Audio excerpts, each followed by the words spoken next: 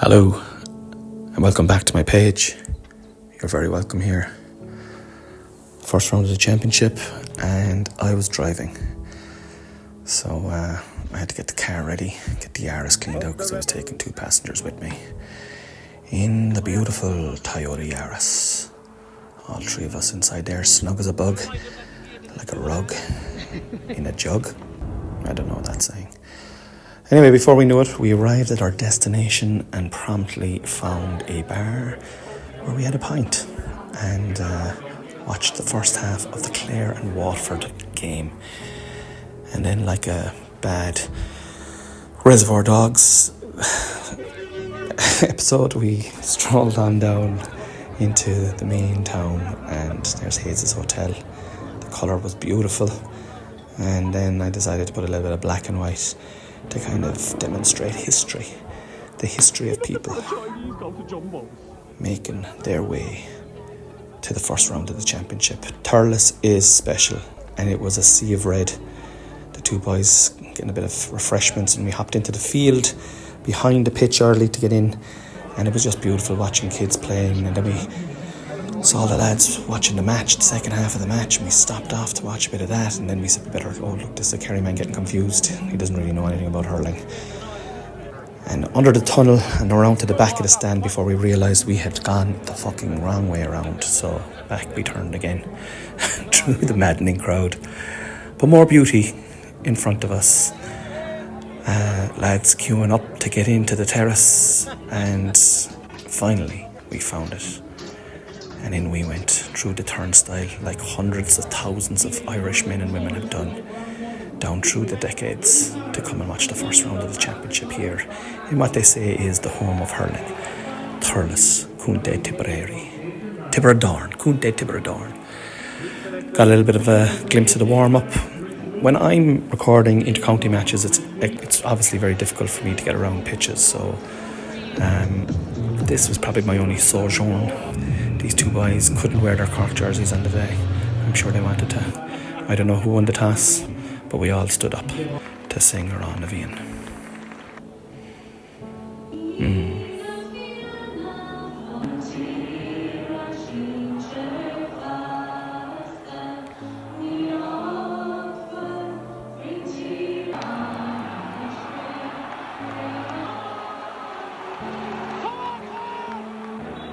Yeah, and off we go. Cork out of the blocks. I can't explain how important this win was for Cork on Sunday. The pressure was amped up all week, and anyone who was willing to listen to it knew that this game had the potential to make our year extremely short. Now, there's a lot of work to be done yet, but Tipperary, as you all know, triumphed against us in the All-Ireland final last year, deservedly so. And we had to meet them now in the first round of the championship, and the business had to be done. We had new management, we had new players, but we had the same beautiful, angry, vocal, happy, jolly, gregarious Cork hurling support. And this video is dedicated to the Rebel Army's unbelievable support. The colour in Thurles yesterday, as you can see from this video, was dominated by Darragh.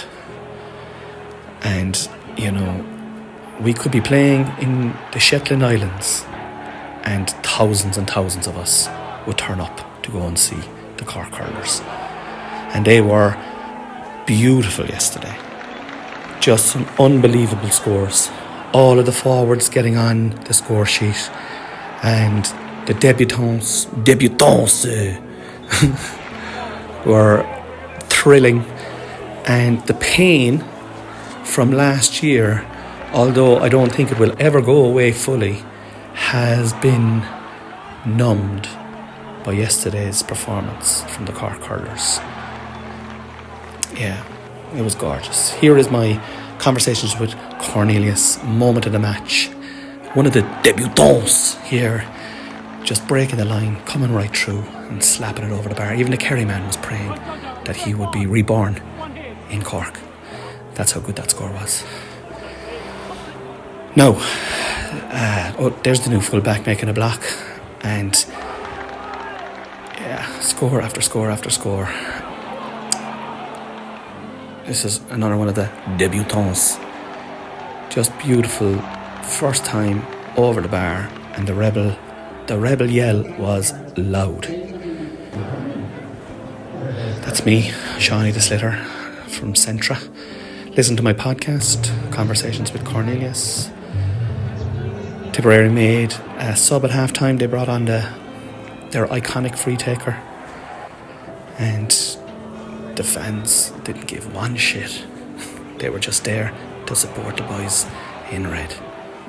And the game in the second half, well, there was a period there of dominance where Cork scored 9 unanswered points, and it was the death knell for Tipperary. Although I will say, right at the death, Tipp showed what they can possibly do. Look, listen, last year when we played Tipperary in the league, we had a very strong victory. In the championship, we had a very strong victory, and they came on and won the All-Ireland. So I'm not getting carried away. This Tipperary team are going nowhere. And it was a fine physical encounter, I can tell you as well. Those boys are tough. Tough. Those boys are tough. Anyway, the game just took off then for Cork, and I think anything we tried just went over. Some great scores. I'm at the far side of the pitch recording this, so it's difficult to get clear pictures. A lot of editing required, and a lot of the scores in the second half were down on Cork side. So my apologies for that.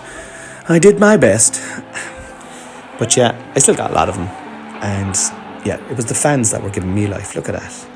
Listen to this. Yeah, it's just gorgeous. And I feel the backs were settled for Cork. I feel our number 3 now, that's his third time playing in that position, and I thought he was excellent again yesterday. He's quick, he's got pace. If I was to be a little bit negative, that was probably our only goal chance. We had another half chance later. You'll see it in a minute. But we didn't seem to score a lot of goals. But look, he scored 29 points. Here is the other half goal chance. He puts it over the bar on another day. He might have gone for a goal there.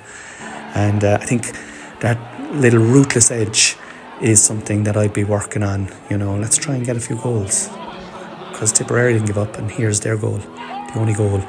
4 minutes to go. They brought it right back, and they really and truly could have on another day clawed it back. So they're going nowhere.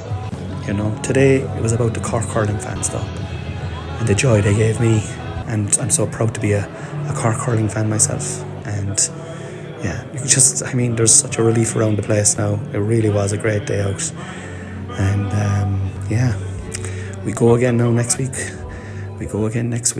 And yeah, we'll have to lift it, I suppose. Do you know what I mean? We'll have to lift it, boys and girls. We can't. Look at this, Reservoir Dogs in for an Indian. Beautiful. Crack. You can't beat going to matches with friends, lads. It's one of the greatest joys on this planet. Peace and love.